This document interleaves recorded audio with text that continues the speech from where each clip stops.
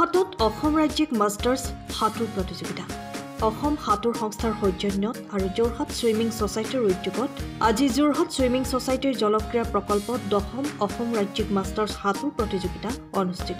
এই প্ৰতিযোগিতাত পুৰুষ আৰু মহিলাৰ উভয়ৰে 11টা বয়সৰ শাখাত 220টা ইভেণ্ট সামৰি লোৱা হৈছে। এই প্ৰতিযোগিতাৰ পৰাই অহা 10-12 নৱেম্বৰত ভূপালত অনুষ্ঠিত হ'বলগীয়া 20 সংখ্যক ৰাষ্ট্ৰীয় মাষ্টাৰ্ছ প্ৰতিযোগিতা 2024লৈ অসম ৰাজ্যিক দল নিৰ্বাচন কৰা হ'ব। হৈ আছে অনুভৱ কেনেকুৱা ইয়াত অংশগ্ৰহণ কৰি পেলাই এই ক্ষেত্ৰত খুবেই ভাল লাগে কাৰণ আমি সেইটো কাৰণে বছৰটো প্ৰেক্টিছ কৰোঁ আৰু নিজৰ কামৰ পৰা সময় ওলাই পেলাই এইটো আহোঁ কাৰণ যোৰহাট আহিব লাগে। খুব সুন্দৰ মানে আয়োজন হয় আৰু খুব ভালকৈ কৰে ইহঁতি মানে খুব আমি নিজে হোমলি ফিল কৰোঁ ইয়াতে আৰু ভাল কম্পিটিশ্যন চবকে লগ পাওঁ ফ্ৰেণ্ডছবোৰক এবছৰত এবাৰ লগ পোৱা ডাঙৰ কথা আৰু নিজৰ ব্যস্ততাৰ মাজত অহাটো এনেও ভাল লাগে। চ' ইয়াত আহি সুন্দৰ পৰিৱেশ ভাল পাইছোঁ। আমি বহুত বছৰৰ পৰা আহি আছোঁ এতিয়া 7-8 বছৰমান হ'ল কৰি আছোঁ। চ' ৱাণ্ডাৰফুল ইভেণ্ট এভৰি ইয়াৰ। কি ক'ব নৱপ্ৰজন্মক কি ক'ব আপোনালোক ইমান বয়সতকৈ সাঁতুৰি আছে যে ষ্টেমিনাটো ক'ৰ পৰা পায় নৱপ্ৰজন্মক কি বুলি ক'ব? ষ্টেমিনা এটাটো হৈছে নিজৰ ইণ্টাৰেষ্ট লাগে সেইটো যি আপুনি কৰে লাগিলে চাকৰি কৰক কামত ইণ্টাৰেষ্ট হ'লে চব আহি যায়। তেতিয়া অকণমান সেই এক্সট্ৰা সময় যে আমি আবেলি দিওঁ সেইখিনিও এটা মনৰ জোৰত আহে। চ' মনৰ জোৰ লাগিব নতুন নিউ কামাৰ্ছক যদি ক'বলৈ যাওঁ আৰু যিটো কৰে সেইটো এটলিষ্ট চিৰিয়াছলি কৰিবলৈ লাগিলে 10 মিনিট কৰক আবেলি সেইটো যদি চিৰিয়াছলি কৰা যায় পচিবল চব পচিবল হয়। মোৰ 45 যোৰহাটলৈ আহি আছে ইমান বছৰ ইয়াৰ পৰিৱেশ কেনেকুৱা লাগে? সুন্দৰ অতি সুন্দৰ খুবেই ভাল এইটো চবেই ক'ব এওঁলোকটো বাৰু ওচৰৰে ইয়াৰে হয় বাট ষ্টিল আমি খুব ভাল পাওঁ সুন্দৰ। 10ম অসম ৰাজ্যিক মাষ্টাৰ্ছ ছুইমিং চেম্পিয়নশ্বিপ যোৰহাটত আজিৰ পৰা অনুষ্ঠিত হৈছে এদিনীয়া কাৰ্যসূচীৰে।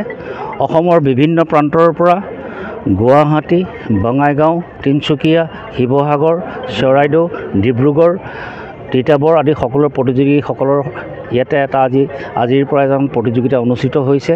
ইয়াত বিভিন্ন বয়স গ্ৰুপৰ পৰা 25 বছৰৰ ঊৰ্ধৰ পৰা 60 ঊৰ্ধলৈকে প্ৰতিযোগীসকলে অংশগ্ৰহণ কৰিছে। তেখেতসকলৰ যিটো অনুপ্ৰেৰণা তেখেতলোকৰ যিটো মানে আত্মবিশ্বাস সেইটো লৈ পেলাই তেওঁলোকে সকলোৱে ইয়াতে এটা প্ৰতিযোগিতামূলক সাঁতোৰত অংশগ্ৰহণ কৰিছে। এই প্ৰতিযোগিতাৰ পৰাই অসমৰ পৰা ৰাষ্ট্ৰীয় পৰ্যায়ৰ যিটো ছুইমিং ফেডাৰেশ্যন অফ ইণ্ডিয়াই প্ৰতিযোগিতা অনুষ্ঠিত কৰে তালৈ যাব পাৰিব আৰু অসম সাঁতোৰ সন্থাৰ উদ্যোগত আৰু যোৰহাট ছুইমিং ছ'চাইটিৰ অসম সাঁতোৰ সন্থাৰ সৌজন্যত আৰু যোৰহাট ছুইমিং ছ'চাইটিৰ উদ্যোগত আজি 10 বছৰ ধৰি পেলাই নিৰবিচ্ছিন্নভাৱে এই প্ৰতিযোগিতাত সকলোৱে অংশগ্ৰহণ কৰি আহিছে। মই ভাবোঁ আপোনালোকে প্ৰতিযোগীসকলৰ লগত কথা পাতিলে তেওঁলোকৰ উৎসাহ উদ্দীপনা আপোনালোকে গম পাব আৰু এইদৰে আমি অসমৰ ছিনিয়ৰ যিখিনি ছুইমাৰ্ছ মাষ্টাৰ ছুইমাৰ্ছ আমি সহায় সহযোগিতা কৰিবলৈ সক্ষম হৈছোঁ। ঊৰ্ধৰ 60+। ইয়াত প্ৰায় 120টামান ইভেণ্ট হৈছে বিভিন্ন এজ গ্ৰুপ কেটেগৰীত। তাৰ মাজতে বহুত মিলাই মিলি পেলাই কৰিব লগা হৈছে কাৰণ সকলো প্ৰতিযোগী পৰ্যাপ্ত পৰিমাণৰ প্ৰতিযোগী প্ৰতিটো এজ গ্ৰুপত নাই যদিও তেওঁলোকে মিলাই মিলি পেলাই সকলোৱে সহযোগিতাৰে এই প্ৰতিযোগিতাখিনি সম্পন্ন হৈ আছে।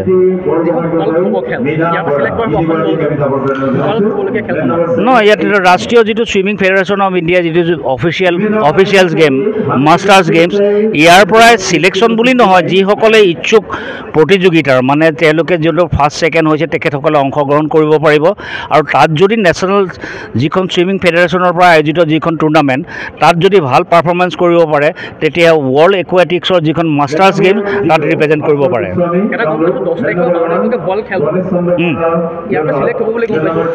চিলেক্ট মানে এনেকুৱা ধৰণৰ তেওঁলোকে যদি ইচ্ছা কৰে অসম সাঁতোৰ সন্থাই তেওঁলোকক নমিনেট কৰি পেলাই বাট ইয়াতে তেওঁলোকে এটা মেডেলছ পাব লাগিব বা তেওঁলোকৰ এটা মিনিমাম সময় নিৰ্ধাৰণ কৰা আছে সেইখিনি কমপ্লিট কৰিব পাৰিলে তেওঁলোকক চিলেকশ্যন কৰি পেলাই অসম সাঁতোৰ সন্থাই ৰাষ্ট্ৰীয় পৰ্যায়ৰ প্ৰতিযোগিতাৰ বাবে পঠাব।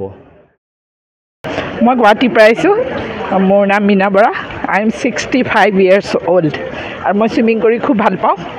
মই 18 years বিফৰ মই ছুইমিং জইন কৰিছিলোঁ Nehru stadium BP Chaliha swimming পুলত।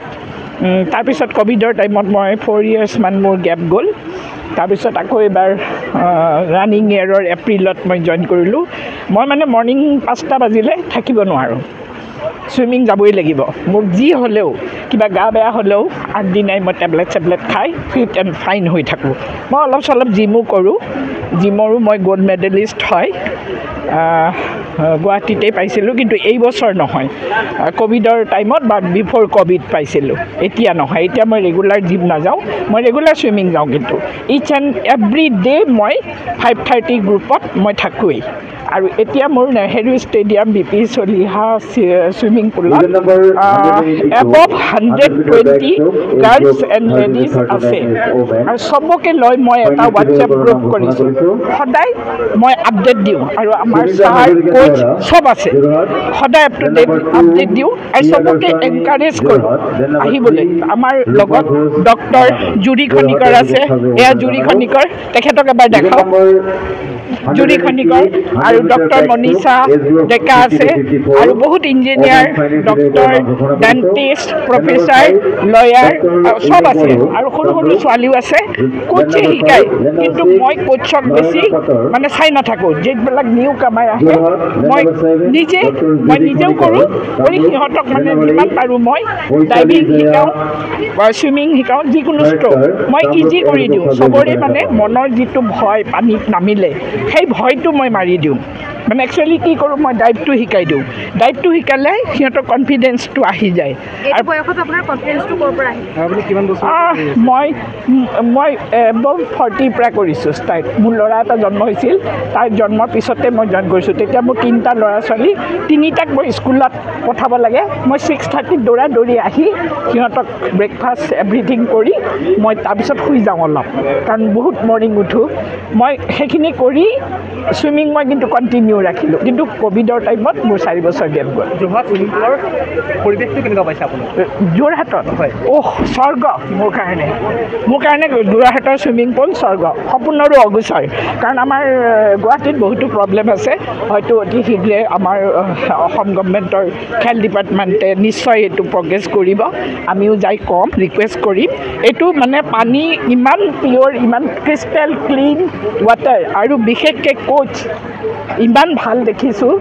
আমাৰ তাত অলপ মানে হেৰি আছে, কম আছে, কোচো কম আছে, আৰু ৰেগুলেটৰী নহয় বোধহয়, চেলাৰীৰো প্ৰব্লেম থাকিব পাৰে, আমি নাজানো।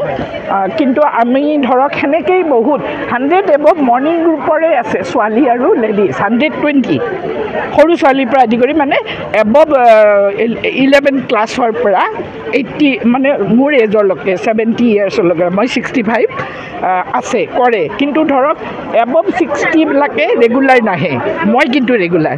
আই এম মানে জাষ্ট লাইক 20s। মোৰ নাম মীনা বৰা।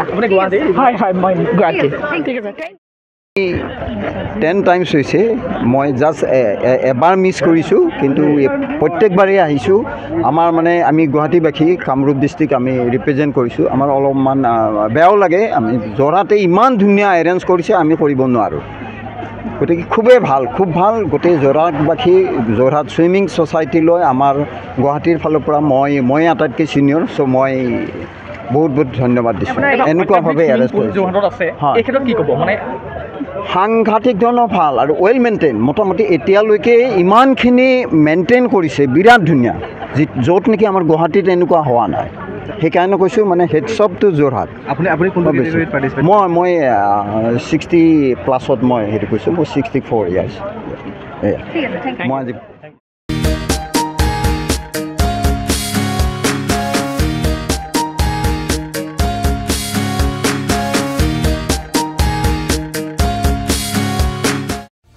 সময়ৰ খবৰ সময়ত পাবলৈ ফ'ল' কৰক টাইম অফ আছাম।